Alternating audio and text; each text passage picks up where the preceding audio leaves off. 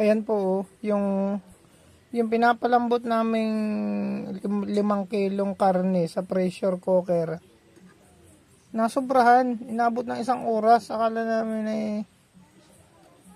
namin ay makunat yung karne. Ayun oh, pagkatapos ng 1 oras, pinapalambot namin. Ayan, nasobrahan ng lambot. Pinipreto namin kasi nga gagawin sisig. Ayun, hindi na siya mapreto kasi nga sobra ng lambot. Ayan, sayang. Ihahanda sana ni Commander bukas ni Mrs. Ayan. Ewan ko nito. Hindi na ito maluluto ng sisig. Malambot na siya masyado. Hindi na kasi siya mapepreto eh. Yung alanganin naman niyang ihawin. Hindi rin siguro maiihaw yan. Ano kaya maganda ang luto dyan?